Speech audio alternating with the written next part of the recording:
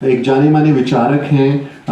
आजकल वो YouTube की दुनिया में हम लोगों को टक्कर दे रहे हैं। तो पहले छप के बिका करते थे जो अखबार, अब सुनते हैं बिक के छपा करते हैं। मेरी YouTube जब मेरी नौकरी छीनी जाएगी तो मेरा YouTube मेरी EMI भर दे। साफ बात ये है, इसके लिए मैं YouTube चला रहा हूं।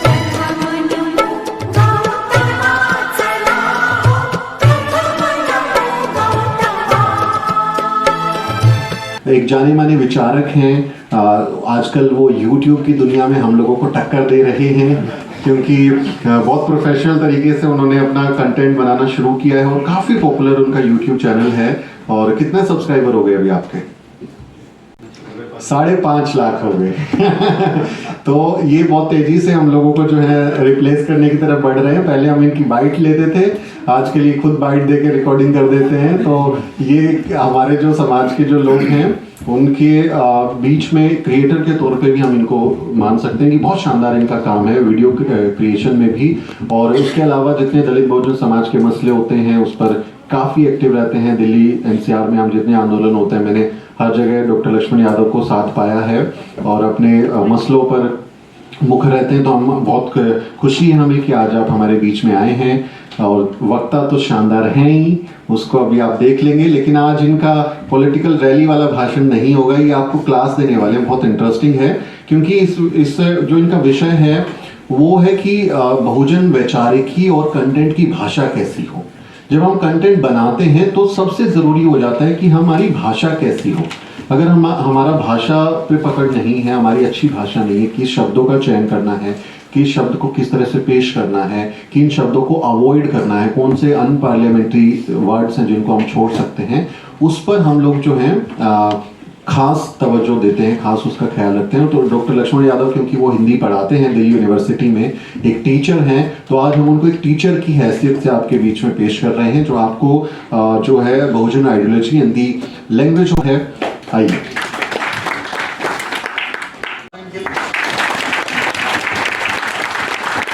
बहुत बहुत धन्यवाद आप सबका। अभी सुमित जी जब मेरा परिचय दे रहे थे कि मैं दिल्ली विश्वविद्यालय में पढ़ाता भी हूँ, अपना YouTube चैनल भी है, तो मुझे फिर बाबा साहब की याद इसलिए आई कि वो एक थे, लेकिन वो पत्रकार भी थे, वो एक्टिविस्ट भी थे, वो किताबों के लेखक भी थे, वो आंदोलन भी चलाते थे, भाषण भी देते थे। तो जब जिसके पुरखे ही मल्टी डायमेंशनल हों, उसमें हम लोगों को तो और सीखना होता। चाहे वो बाबा साहब की बात हो, चाहे महात्मा फूले की बात हो, जितने भी लोगों को आप देखेंगे उसमें से अधिकांश लोग ऐसे होंगे जिनके काम करने का दायरा बहुत विस्तृत है। और ये 2 वजहों से मैं इसको समझता हूँ कि एक तो ये कि हाँ, उनमें एक हुनर है कि वो ये सब साध सकते हैं, और दूसरा ज़रूरत भी इस बात की है क्योंकि हम जिस विचार को लेकर के काम कर रहे हैं उसमें ऐसे बहुत सारे लोगों की ज़रूरत है जो बहुत सारे काम कर सकें। इस लिहाज से इन्होंने एक परिचय दिया, उसको आप गंभीरता से न लें। वो मित्रता का परिचय है जो उन्होंने पहले ही कह दिया था।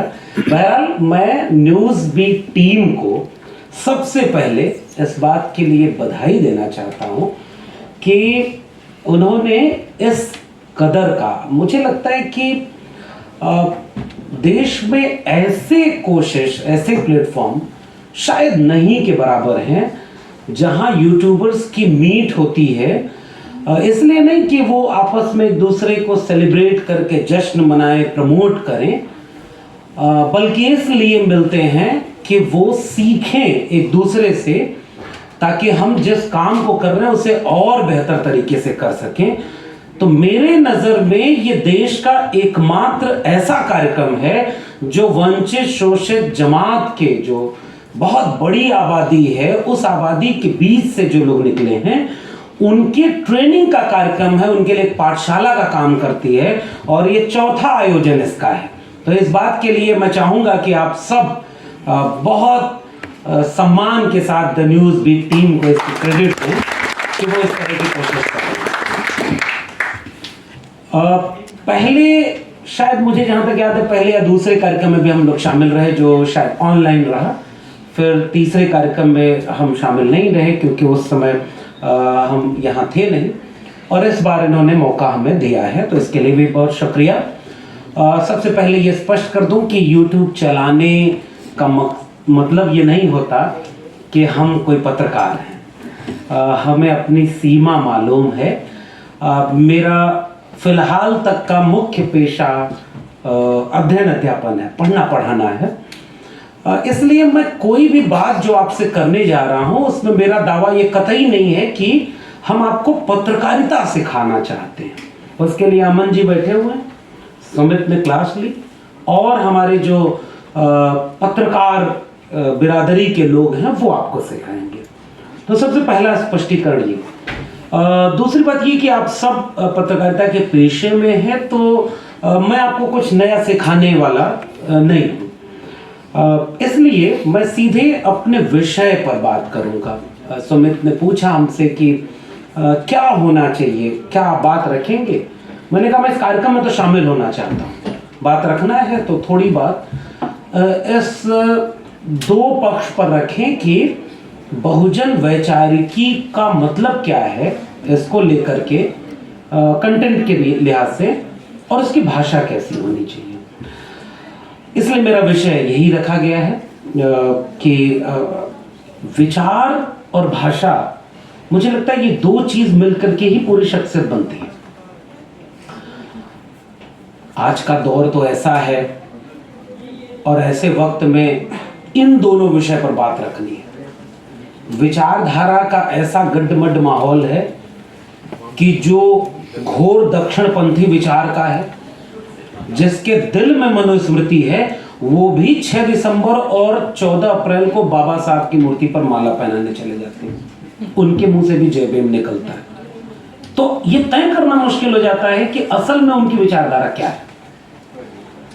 और भाषा की बात ऐसे वक्त में करनी है कि देश के सबसे बड़े पदों पर बैठे हुए लोगों की भाषा सबसे ज्यादा गिर चुकी है। हमें इस वक्त भाषा पर बात करना है जिस वक्त इस देश में अमृतकाल चल रहा हो, नई संसद बनाई गई हो, और नई संसद के पहले सत्र में एक चुने हुए सांसद को एक दूसरा चुना हुआ सांसद गालियां देता है, लाइव गालियां देता है। पूरा देश देखता है, दुनिया भी देखती होगी। हो सकता है दुनिया वाले उस गाली का मतलब न समझ पाए, लेकिन इतना समझ में आ गया कि नई संसद अब किस दिशा में जाने वाली है। आज तक शायद उस पर कोई कार्रवाई नहीं हुई। यानी हमारे सामने इन्हीं दोनों का खतरा है। एक तो विचारधारा का हमला है और दूसरा भाषा को लेकर के एक अलग तरह का माहौल है। अब जिस तबके पर, जहां ये बहुजन यूट्यूबर में थे, और मेरा मानना है कि अब यहीं से विचारधारा वाली बात जोड़ते हैं। बहुजन का मतलब क्या है? आप इसका अर्थ जानते होंगे। ये तथागत बुद्ध से आया हुआ शब्द जिसे मान्यवर कांशीराम ने मतलब ये पूरी यात्रा है। मैंने जब 2 नाम लिए तो आप समझ जाइए कि कितनी लंबी यात्रा है। और इस यात्रा में इस शब्द को एक बड़ा विस्तार दिया गया। और आज की तारीख में बहुजन जब हम करते हैं तो उसका अर्थ केवल जातियों से नहीं है कि किस तबके में कौन पैदा हो गया। इसका मतलब उस विचार से है जिस विचार को आप जीना चाहते हैं।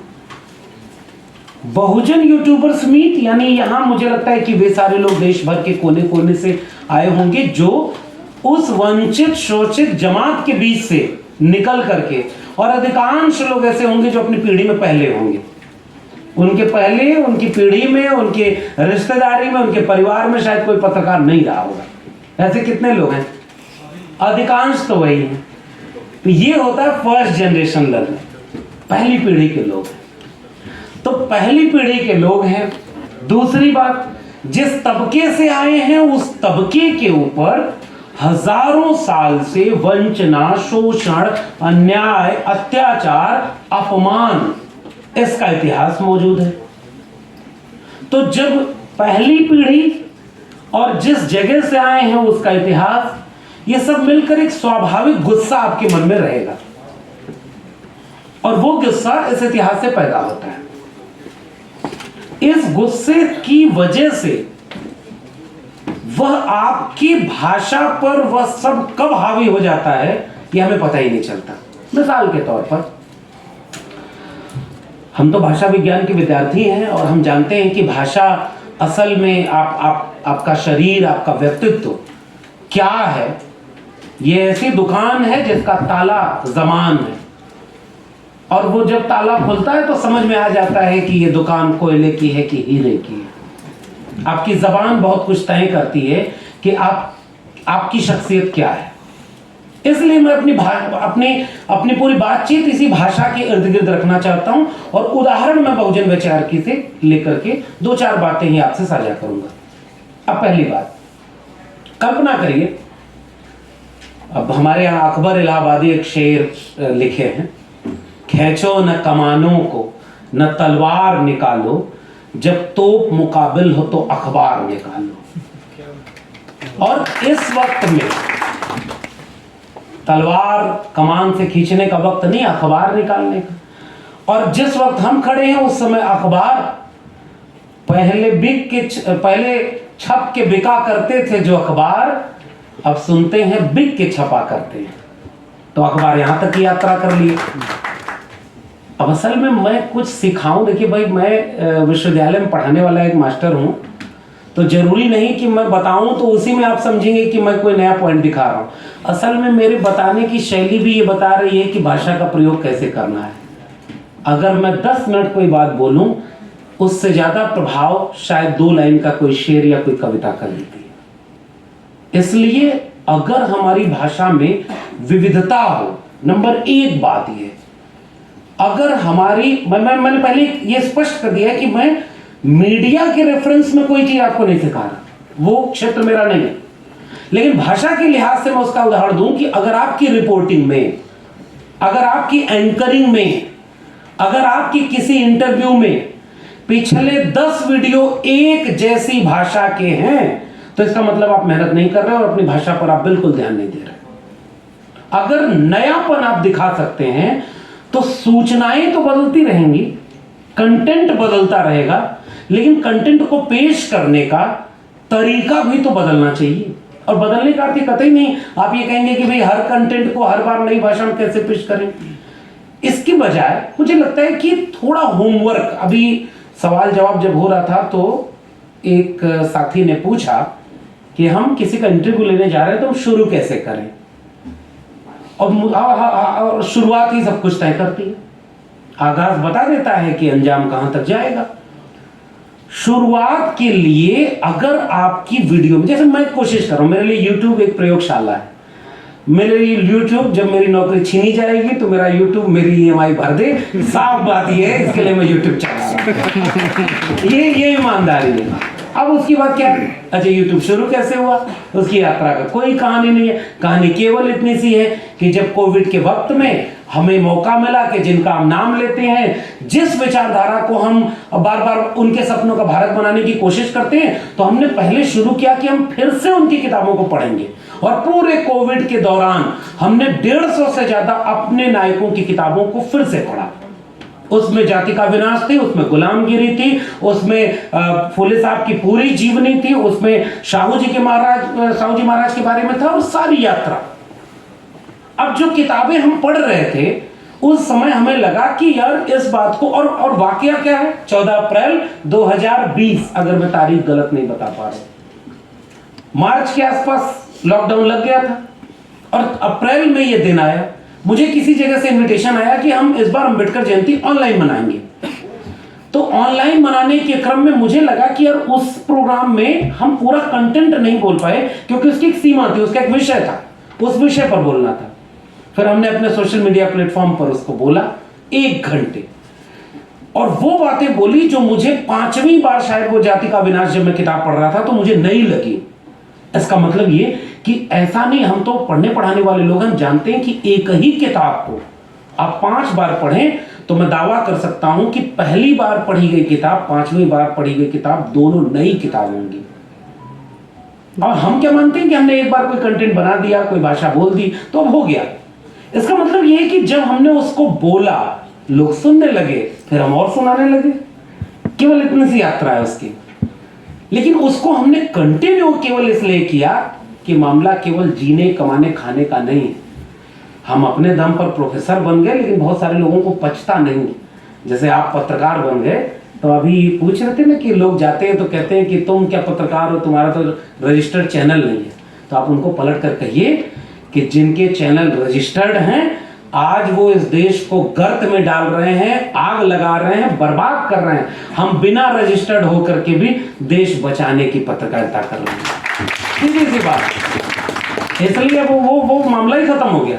तो हमने ये तय किया कि जिस बहुजन वैचारिकी को हमने पढ़ा है किताबों के जरिए, उसी किताब को लोगों तक पहुंचाने की कोशिश करें। और इसलिए हमने उसका नाम दे दिया सामाजिक न्याय की पाठशाला। तो वो जो आर्थिक पक्ष है YouTube का, मेरे लिए वो प्राथमिक नहीं है। मैं इतना पढ़ करके यहां तक पहुंच गया हूं कि मैं कोई भी पेशा, मेरी नौकरी जिस दिन छीनी जाएगी, अगर छीनी जाती है तो, जिसके आसार बहुत ज्यादा हैं, अगर छीनी जाएगी तो मैं जीवन जीने के लिए कुछ और कर लूंगा। लेकिन मुझे लगता है कि अपने विचार को जीने के लिए सोशल मीडिया ने हमें टूल दे दिया। इसलिए हमारे जैसे लोग साफ मानते हैं कि अभी सुमित ने बोला ना, वो मेन स्ट्रीम मीडिया नहीं, मनु स्ट्रीम मीडिया है, और हमारी बहुजन मीडिया ही असली मीडिया है। इसलिए हम इसे मेन स्ट्रीम मीडिया कहते हैं। और इसलिए हम उस YouTube प्लेटफॉर्म का, उस ट्विटर प्लेटफॉर्म का, उस सोशल मीडिया प्लेटफॉर्म का अपनी वैचारिकी के फैलाने में इस्तेमाल करते हैं। ये हमारा प्राथमिकता है।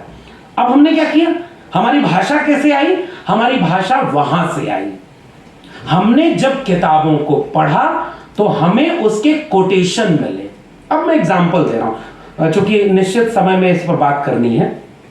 अब एग्जांपल इस बात का समझिए। गुलामगिरी की शुरुआत में एक बहुत खूबसूरत वाक्य लिखा हुआ है, जिसको कई बार मैं दोहरा चुका हूं। हथेली से सूरज नहीं ढका जा सकता। अब यहां से उदाहरण समझिए। हथेली से सूरज नहीं ढका जा सकता। अब ये बात ज्योतिबा फूले ने गुलामगिरी लिखते समय जैसे क्रिएट की, ये भी तो एक कंटेंट ही है, वो कंटेंट उन्होंने लिख करके क्रिएट किया। और जब हमने अपने को प्रेजेंट किया तो ज्योतिबा फूले उसका इस्तेमाल गुलामगिरी में गुलामों को गुलामी का एहसास कराने के लिए, प्रेरित करने के लिए कर रहे हैं कि भाई ये सूरज है, आप इन्हें हथेली से ढक करके नहीं दबा सकते। हमें वो कंटेंट मिल गया। तो जो बात मुझे किसी भाषण में 5 मिनट में कहनी थी, शायद इन 5 शब्दों से बने वाक्य ने वो मेरी बात कह दी। मुझे लगता है भाषा पर इसलिए काम करना जरूरी है। अब दूसरा एग्जाम्पल लीजिए, और ये एग्जाम्पल बहुत मौजूद है, जिसकी वजह से मैंने ये विषय चुना भी था आपसे बातचीत करने के लिए। पिछले दिनों एक कार्यक्रम था, कार्यक्रम का विषय भी था महिषासुर पर, और ठीक नवरात्र के अगले दिन था। हमारे लोग तो अब इतने दिलेर हो गए कि बिल्कुल डरते वरते नहीं, अब जो करना डंके चोट पे करेंगे। मंदिर के बगल में कार्यक्रम रखवा दिया, और मैं जब वहां पहुंचा तब पता चला कि बोलना है महिषासुर पर। हमने कहा भाई थोड़ा तो लिहाज कर लीजिए, मतलब इतना भी एकदम वो नहीं करना है। बाबा साहब को भी पता हुआ करता था कि कब कहाँ कैसे अपनी लड़ाई को आगे बढ़ाना है, क्योंकि समाज अभी पूरी तरह से तैयार नहीं है। बाबा साहब ने 1936 में साफ तौर पर लिखा कि मंदिर प्रवेश आंदोलन अब मैं बंद कर रहा हूं, और क्यों बंद कर रहा हूं उसकी वजह बताई। और बाबा साहब जैसा शख्सियत में, तो हम तो कहते हैं ना, पहले वाली वर्कशॉप में बोला था, फिर से कह रहा हूं, इस देश के असली कंटेंट क्रिएटर इस देश के बहुजन हैं, हमारे लोग हैं, और हमारे लोगों ने ही असली कंटेंट इस देश को दिया है। उनके कंटेंट में तो कोई मुख से पैदा होने लगा। अब इसी पर मेरी भाषा सुनिए। वहां मैं जब गया कार्यक्रम में, तो वहां किसी कार्यक्रम के बाद एक व्यक्ति आया और कहा कि हमारे पर जेल हो गई है, जेल से हम छूट कर आए। और वो जब ये बात बता रहे थे तो बहुत गर्व से बता रहे थे। तो हमने कहा आपको क्यों जेल हो गई? कहे कि मेरी जेल हो गई, मेरी नौकरी चली गई, अब मैं सर मिशन मूवमेंट में लगा हूं।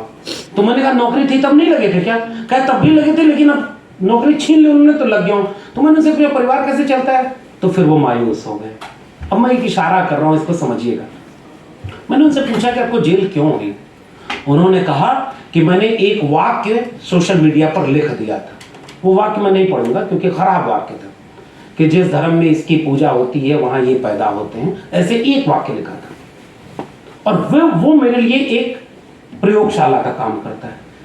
मैंने सोचा कि इस देश में यूट्यूबर, सोशल मीडिया पर हमारे लोग, और मैंने अपने बातचीत की शुरुआत में ही बता दिया, गुस्सा हजारों साल के शोषण का भरा हुआ है, वो है, और वो शोषण खत्म नहीं हुआ। आज भी हमारे लोगों के साथ अन्याय अत्याचार हो रहा है, और वो अत्याचार जाति देखकर हो रहा है, गरीब के नाम पर हो रहा है, साफ तौर पर हो रहा है। तो वो गुस्सा वहां से है, और वो गुस्सा जब मौका मिलता है तो निकलता है। फिर मैंने उनसे एक बात कही कि अगर आपको यह बात लिखनी है कि मुख से पैदा कैसे हो गए, तो मैंने कहा कि आप एक वाक्य सोशल मीडिया पर लिखिए या अपने यूट्यूब चैनल पर बनाइए कि जो मुख से पैदा होते हैं, मतलब दुनिया में भारत एक ऐसा देश है जहां अकेला यहां पर कोई मुख से पैदा होता है, बाकी दुनिया में से कोई नहीं पैदा होता। इसका मतलब क्या है, इसको समझने की कोशिश करिए। इस बात को लिखें कि अगर कोई मुख से पैदा हुआ तो गर्भ कहां ठहरता है, और नीचे लिख दिया ज्योतिबा फूले, किताब का नाम गुलामगिरी, पृष्ठ संख्या इतना। तो क्या आपके ऊपर कोई मुकदमा हो सकता है क्या? अब मुझे लगता है कि इस दौर में, सोशल मीडिया के दौर में, आपको पता है कि सोशल मीडिया पूरे देश को बदलने की मीडिया बन चुकी है। मेन स्ट्रीम मीडिया उन खबरों को छिपा रही है जिन खबरों को हमारे समाज के लोगों को जानना है, इसलिए वो हमारी खबरों को नहीं दिखा रहे। और ये सोशल मीडिया है जिसने 2 अप्रैल 2018 का भारत बंद किया, जिसने रोस्टर पर भारत बंद किया, जो आज भी इस देश में एट्रोसिटीज को कवर करती है, और जो आज भी इस देश में उन मुद्दों को उठाती है जो हमारे लोगों के मुद्दे हैं। तो इनको कंट्रोल करने के लिए सरकार क्या चुप बैठी होगी? वो इस मीडिया को भी कंट्रोल करना चाहती है। इसलिए हमें उनको मौका नहीं देना है। और मौका कैसे नहीं देना? हमारी अब एक तीसरा एग्जांपल मैं भाषा का फिर से दे रहा हूं। एक शब्द होता है जो उतना बुरा शब्द नहीं है, दलाल। हमारे लोग जब भी एंकरिंग करते हैं, ये मेरा ऑब्जर्वेशन है, वो जब भी कहते हैं ये दलाल है, ये बिक गया है, ये वो हो गया है, उससे जो भीतर का गुस्सा है वो तो संतुलित हो गया कि हमने दलाल को दलाल बोल दिया।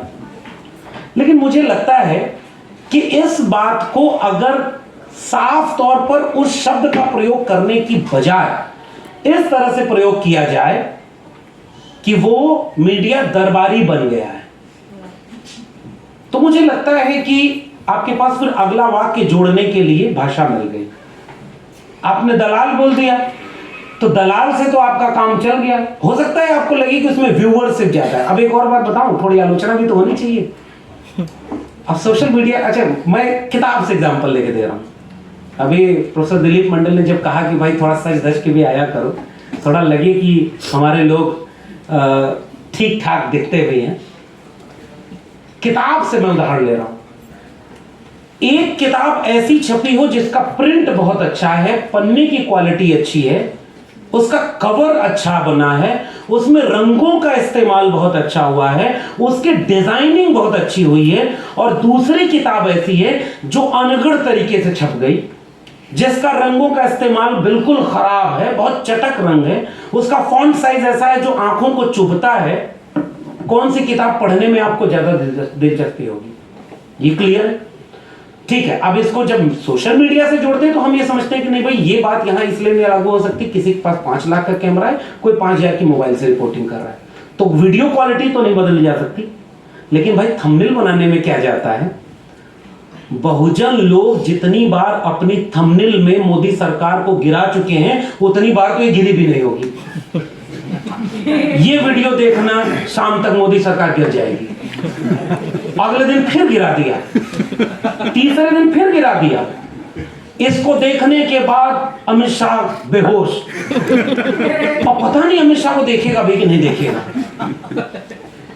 अब ये एक समय तक तो अच्छा लगता है, उस पर व्यूज मिल जाते हैं क्योंकि सरकार गिर रही थी।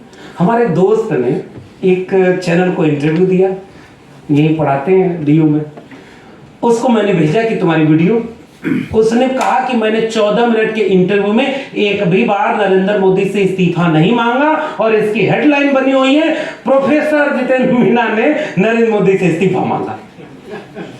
अब ये बताइए, 1-2 बार तो ये चलेगा, अब वही होगा, भेड़िया आया भेड़िया आया। हमें लगता है कि हमारी भाषा हमारे ऊपर यकीन का एक तराजू रखती है। आपकी भाषा तय करेगी कि आपके ऊपर आपके लोग कितनी दूर तक यकीन रखें। आप अगर हर बार ये भाषा प्रयोग करेंगे तो कुछ दिन बाद लोग देखना बंद कर देंगे और आपकी भाषा ने आपका भरोसा खो दिया। इसलिए अब जैसे मैंने दलाल शब्द का प्रयोग किया तो मैंने कहा ना कि वो एक शब्द बहुत पॉपुलर तो हो सकता है, आपको अच्छा लगेगा, लेकिन उसकी जगह जब हम दरबारी शब्द का इस्तेमाल करें कि ये पूरा मीडिया दरबारी बन गया है, तो हमारे लिए कंटेंट में अगला वाक्य बन गया कि दरबार किसका है, राजा कौन है। और जैसे ही आप राजा, प्रजा, दरबार के कंटेंट पर पहुंचे तो बिना नाम लिए आप उसकी आलोचना भी कर रहे हैं। तो ये जो दो बात आज मैं आपसे साझा करना चाह रहा था और आपके जरिए ये बाकी लोगों तक जाएगी कि बहुत गंभीरता से इसे लें। कोई भी ऐसा वाक्य कतई न लिखें जो आपको जेल में डालने के लिए तैयार है, क्योंकि जो कुछ नहीं कर रहा वो तो जेल में जा ही रहा है। आप जेल में चले जाएंगे तो आपके पीछे जो काम होना था वो रुक जाएगा, और वो काम ये होना था कि आप खबरों को ले आ रहे थे, आप लोगों के मुद्दों को उठा रहे थे। इसलिए सुरक्षित रहे। हमारे एक मित्र हैं, मैं नाम नहीं लूंगा, बनारस से एक अखबार निकालते हैं, उन्होंने अपना अखबार भेजा और मैंने उनके हेडलाइन पर आपत्ति की कि आपकी हेडलाइन की भाषा बेहद आपत्तिजनक है। उन्होंने कहा कि इसमें क्या आपत्तिजनक है, तो हमारी विचारधारा है, हम मनुवाद ब्राह्मणवाद की ऐसी तैसी कर देंगे। मैंने कहा कि अच्छे ऐसी की तैसी करने के लिए बाबा साहब डॉक्टर अंबेडकर ने क्या इतना 40 खंडों के वॉल्यूम में केवल उनकी आलोचना की है या तर्क से उनकी ऐसी तैसी की है? हमारी शब्द किसी की ऐसी तैसी नहीं करते, हमारा कंटेंट ऐसी तैसी कर सकता है। और हमें ये लगता है कि हम जितना गुस्से में अपनी भाषा का इजहार करेंगे, जितना कड़वा बोल देंगे, जितना कठोर शब्द इस्तेमाल कर देंगे, उतना ही हमारा समाज जागरूक होगा। नहीं, हमारा समाज, और मैंने ये एहसास किया, आपका राय क्या होगी मुझे नहीं पता, मैंने ये महसूस किया कि जब मैंने जाति के विनाश पर एक पूरा एपिसोड बनाया, मैंने अभी आखिरी के वक्त में उस पर खबर बनाई कि यूपीएससी के द्वारा जो आईएएस आईपीएस लोग सेलेक्ट होते हैं वो कुल मिला के 28% हुए, 22% आपकी रिजर्व कैटेगरी की सीटें कोई और लेके चला गया, और एक भी कड़वा शब्द इस्तेमाल नहीं किया। मुझे लगता है कि उस किताब, गुलामगिरी किताब को सुनने पढ़ने के लिए मुझे कोई कड़वी भाषा, उत्तेजक भाषा की जरूरत ही नहीं पड़ी। असल में जैसे हमारे तर्क कमजोर होते हैं वैसे ही हमारी भाषा में उत्तेजना बढ़ जाती है, और हम अपनी भाषा की उत्तेजना से यह जाहिर करना चाहते हैं कि हम हजारों साल के शोषण का बदला ले रहे हैं।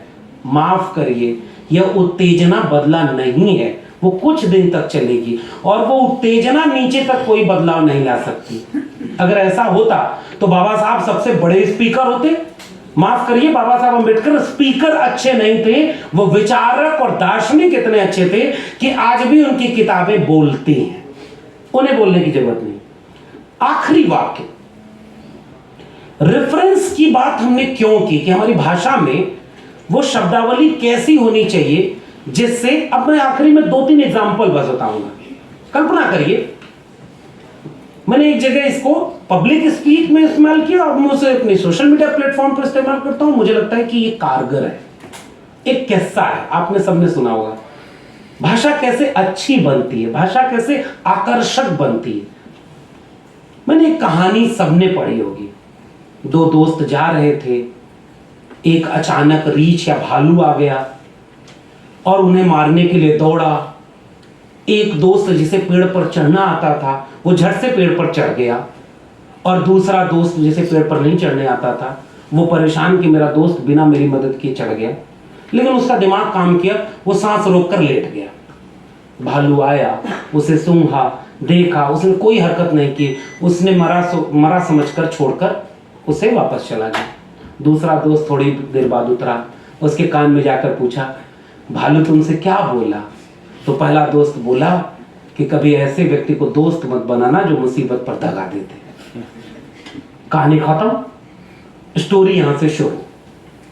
और जिस जगह की हमें रिपोर्टिंग करनी थी, हम उस जगह पर बिना किसी का नाम लिए उससे ज्यादा कटाक्ष कर सकते हैं, लेकिन उसके लिए पढ़ना पड़ेगा, उसके लिए मेहनत करनी पड़ेगी। केवल माइक उठा करके किसी के सामने इंटरव्यू के लिए लगा दिया और उसको उत्तेजित किया, अरे आपके लिए राम मंदिर बन रहा है, तो वो जैसे उत्तेजित हो रहा है, एंकर उससे ज्यादा उत्तेजित हो रहा है, फिर तीसरा और उत्तेजित हो रहा है क्योंकि कंटेंट अच्छा बन रहा है। नहीं भाई, फिर हमारे और उनमें अंतर क्या रहा? हम जिनसे लड़ते थे, ख्याल रखिए कि उनसे लड़ते लड़ते उन्हीं के जैसे तो नहीं हो गए, क्योंकि हमारे लोग वैसे नहीं थे। और सबसे बड़ा टूल उसे पहचानने की हमारी भाषा है। हमारी भाषा में हिंसा नहीं होनी चाहिए, हमारी भाषा में उत्तेजना नहीं होनी चाहिए, हमारी भाषा में अनावश्यक किसी के लिए अपशब्द नहीं होने चाहिए। और वो नहीं है, मैं जानता हूं कि आप में नहीं है, लेकिन हम इसे और ख्याल रख सकते हैं। मिसाल के तौर पर आखिर में, एक राजा की कहानी दूसरे राजा से जुड़ सकती है कि नहीं? आप बिना किसी का नाम लिए इस देश के राजा को उसको चुनौती दे सकते हैं।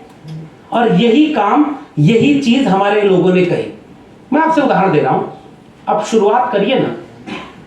कबीर साहब के 1000 से ज्यादा दोहे हैं।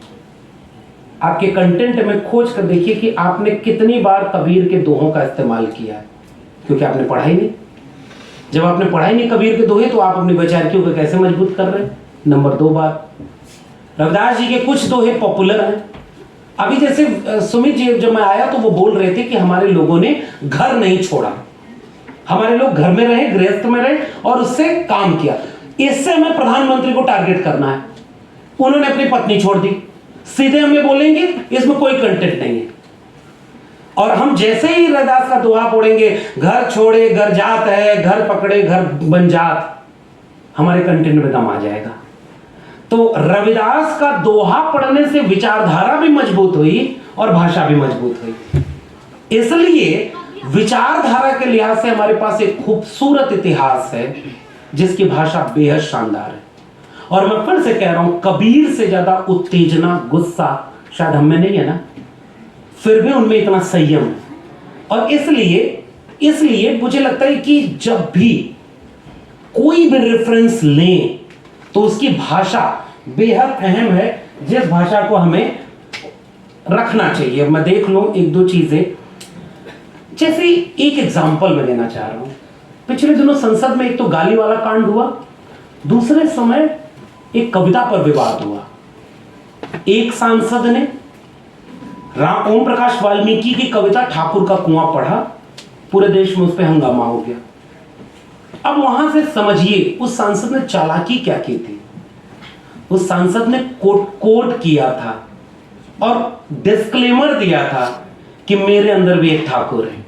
इतने मात्र से वह सांसद बच गया, क्योंकि वह सांसद ब्राह्मण था और इस देश के ठाकुर कभी भी उसे माफ नहीं करते। यह अलग बात है कि हम लड़ते हैं, हमारे अंदर तुरंत ओबीसी को रोज इम्तिहान देना पड़ता है कितने % अम्बेडकरवादी हो। दलितों के बीच आपस की लड़ाई है और तीसरा मजा लेता है। हमसे ज्यादा लड़ाई उनमें है। प्रोफेसर दिलीप मंडल अगर आएंगे तो वो उसे और बताएंगे ईडब्ल्यूएस आरक्षण का सबसे ज्यादा लाभ कौन ले गया, फिर भी कोई उनके ऊपर मजाक नहीं बनाता। और वो बच गए, पता है क्यों? क्योंकि उसने अपनी भाषा में डिस्क्लेमर दिया था और कविता कोट की। तो वो जो बात कहनी थी, खेत तुमने अब मैं कविता पढ़ रहा हूं, एक ओम प्रकाश वाल्मीकि की एक छोटी सी कविता है, और इससे पढ़िए और समझिए कि हमारे कंटेंट में जो हम 5 मिनट के एंकरिंग में कहेंगे वो शायद इस 5 लाइन में कैसे कह सकते हैं। तुमने कहा ब्रह्मा के पांव से जन्मे शूद्र और सिर से जन्मे ब्राह्मण। उन्होंने पलट कर नहीं पूछा ब्रह्मा कहां से जन्मा।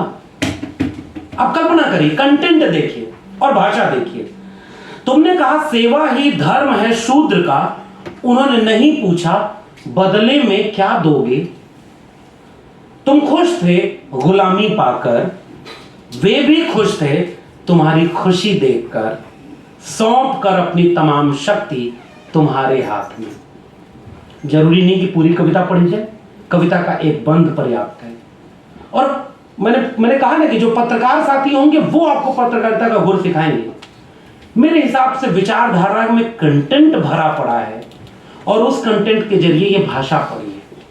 एक शेर मुझे बहुत प्रसिद्ध है, बहुत मौजू है। सफर में मुश्किलें आए तो जरूरत और बढ़ती है। कहीं कोई रास्ता रोके तो हिम्मत और बढ़ती है। अगर बिकने पर आ जाओ तो घट जाती है कीमत फिर। न बिकने का इरादा हो तो कीमत और बढ़ती है। इसका मतलब केवल यह है कि हमारे सामने इस बात का इम्तिहान है कि रेफरेंस अगर हमारे पास है तो ज्ञान हमारा बढ़ा। हमने अपनी पत्रकारिता के 1 महीने में 20 वीडियो बनाई और अगले महीने में 15 बनाई, लेकिन 2 किताब पढ़ ली। मेरा मानना है कि अगला महीना ज्यादा सार्थक था, क्योंकि वो 2 किताबें हमें कंटेंट देती हैं, हमें भाषा देती हैं। और इसलिए मेरी गुजारिश है अपने तमाम साथियों से, आलोचना मैं इसलिए नहीं करता कि अपने लोगों के बीच क्या बार बार आलोचना करना, लेकिन इतनी आलोचना हमने की जो बहुत जरूरी है। और वो आलोचना केवल इतनी है कि उनके यहां एंकर बिना तैयारी के माइक लेकर बैठ जाते, बिना तैयारी के एंकरिंग करते, क्योंकि उनको मुर्गा लड़ाना होता है और वो एक प्रायोजित एजेंडा है, और वो प्रायोजित एजेंडा उनके विचारधारा का है। हमारा एजेंडा अगर बहुजन वैचारिकी का है तो हमारा जो पूरा का पूरा मीडिया का काम होगा वो उस विचारधारा में, कल्पना करिए मैं गांव में गया, एक आखिरी वाक्य, क्योंकि मेरा समय लगभग पूरा हो गया। एक आदमी ने मुझसे मेरे कार्यक्रम के बाद पूछा कि ये जो बार बार आप आरक्षण खत्म होने की बात करते हैं ये क्या है। मैंने उससे पूछा कि आप किस तबके से आते हैं, तो उसने कहा कि मैं ओबीसी में अति पिछड़े समुदाय का था। उसकी आबादी, उसकी जाति की आबादी आधे % भी नहीं होगी। और जब उसने पूछा कि आरक्षण क्या होता है, मैंने वही मान लिया कि मेरा 1 घंटे का भाषण बेकार है, क्योंकि मेरी भाषा में वे सारे शब्द थे जो मैं ये मानकर बोल रहा था कि मेरी जैसे समझदार लोग सामने बैठे हैं।